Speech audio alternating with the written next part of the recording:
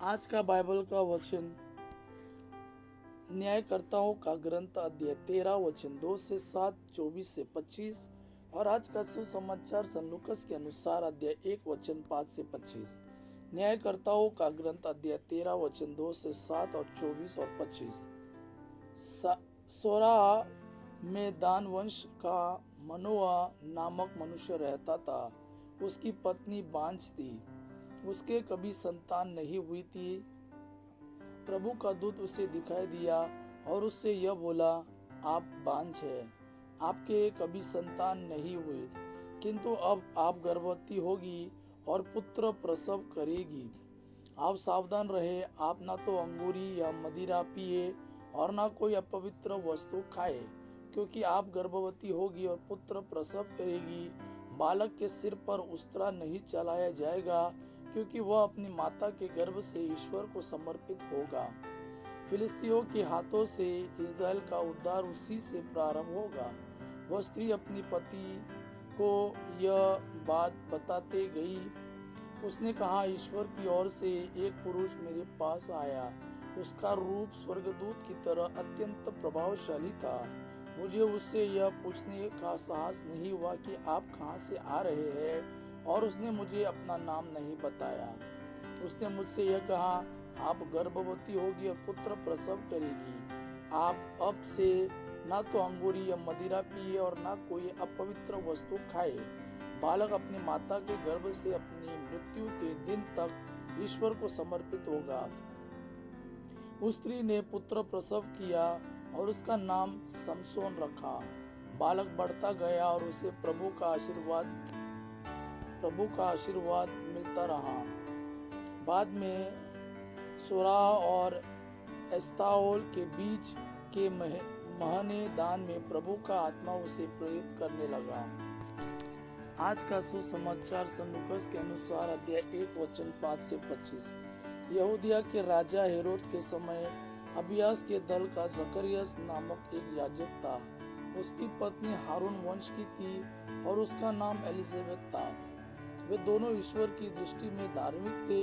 वे प्रभु की सब आज्ञाओं और नियमों का निर्देश अनुसरण करते थे। उनके कोई संतान नहीं थी, क्योंकि एलिजाबेथ बांझ थी और दोनों बूढ़े हो चले थे। जकरियस नियुक्ति के क्रम से पहले दल के साथ याजक का कार्य कर रहा था। किसी दिन याजकों की प्रथा के अनुसार उसके नाम चिट्ठी निकली और वह प्रभु के मंदिर में प्रवेश कर धूप जलाए। धूप जलाने के समय सारी जनता बाहर प्रार्थना कर रही थी। उस समय प्रभु का दूत उसे धूप की वेदी की दाई और दिखाई दिया। जकरियस स्वर्गदूत को देखकर घबरा गया और भयभीत हो उठा। परंतु स्वर्गदूत ने उससे कहा, जकरियस, डरिए नहीं, आपकी प्रार्थना सुनी गई है। आपकी प्रार्थना एलिजाबेथ के एक पुत्र उत्पन्न होगा।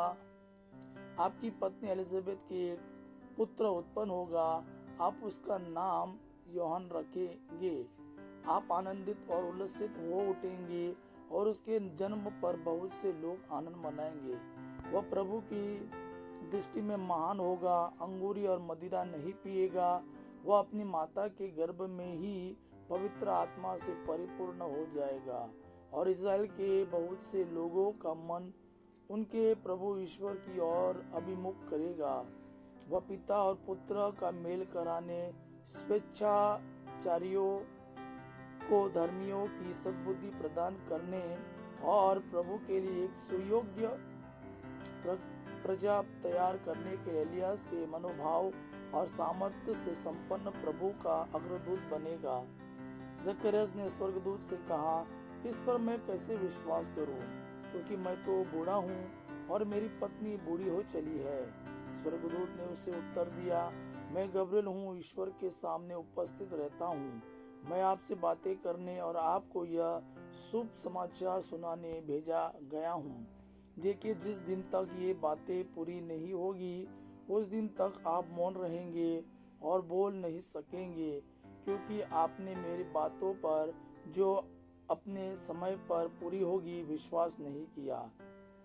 जनता जकरियस की बात जो रही थी और आश्चर्य कर ही रही थी कि वह मंदिर में इतनी देर क्यों लगा रहा है। बाहर निकलने पर जब वह उनसे बोल नहीं सका तो वे समझ गए कि उसे मंदिर में कोई दिव्य दर्शन हुआ है। वह उनसे इशारा करता जाता था और गूंगा ही रह गया। अपनी सेवा के दिन पूरे हो जाने पर वह अपने घर चला गया। कुछ समय बाद उसकी पत्नी एलिजाबेथ गर्भवती हो गई।